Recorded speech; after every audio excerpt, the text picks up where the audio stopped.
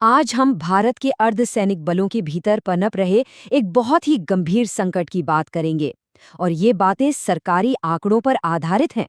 ये एक ऐसी सच्चाई है जो अक्सर सुर्खियों से दूर रहती है, लेकिन चुपचाप हमारी सुरक्षा की नींव को कमजोर कर रही है।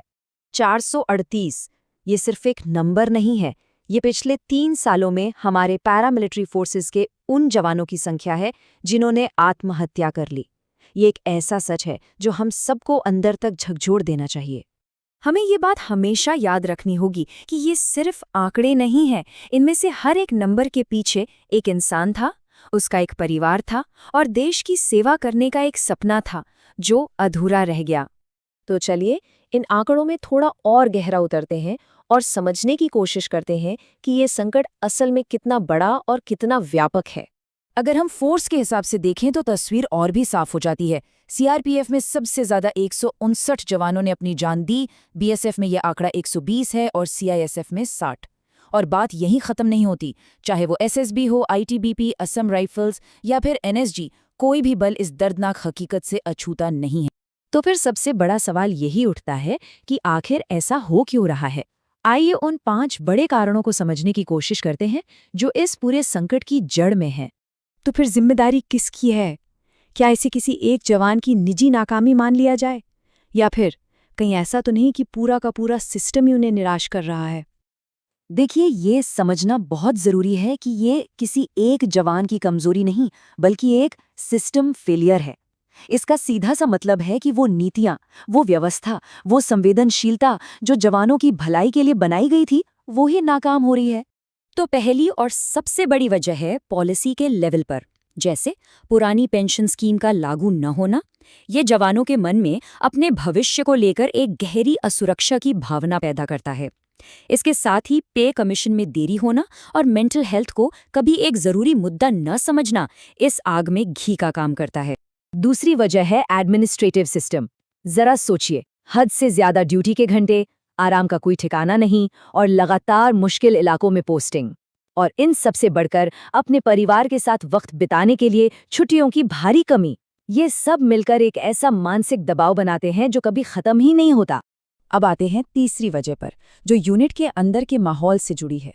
अक्सर जवानों के पास अपनी शिकायत या अपनी परेशानी बताने के लिए कोई सही और असरदार प्लेटफॉर्म ही नहीं होता।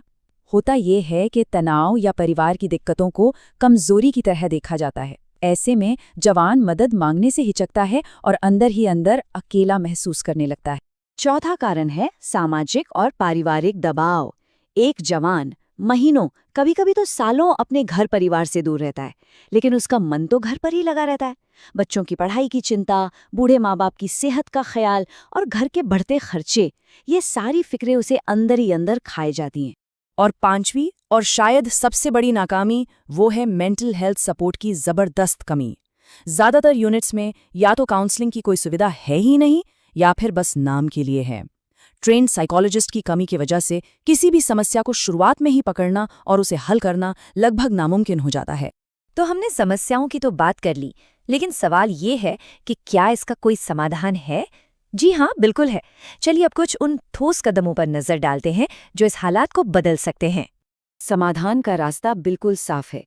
सबसे पहले पुरानी पेंशन योजना को लागू करके जवानों को आर्थिक सुरक्षा दी जाए। दूसरा, ड्यूटी के घंटे और छुट्टियों के बीच एक मानवीय संतुलन बनाया जाए। तीसरा, हर एक यूनिट में एक परमानेंट मेंटल हेल्थ काउंसलर की नियुक्ति हो। चौथा, एक ऐसा गोपनीय सिस्टम बने जहां जवान बिना डरे अपनी शिकायत दर्ज करा सकें। और पांचवां, जवानों के परिवारों की मदद के लिए स्पेशल सपोर्ट स्कीम्स शुरू की जाएं। और आखिर में ये पूरा मामला सिर्फ आंकड़ों या पॉलिसी का नहीं रह जाता। ये सवाल है हमारी प्राथमिकताओं का, कि एक देश के तौर पर हमारे लिए सबसे जरूरी क्या है। अगर वो जवान जो सरहद पर हमारी और आपकी हिफाजत के लिए खड़ा है वही अंदर से टूट रहा है, तो हमें रुककर सोचना होगा कि एक समाज के तौर पर हम कहाँ गलती कर रहे हैं। ये सवाल सिर्फ आंकड़ों का नहीं, बल्कि हमारी राष्ट्रीय प्राथमिकताओं का है। हम अपनी बात इसी एक सोच के साथ खत्म करेंगे। #जवान जिंदगी जरूरी है। धन्यवाद।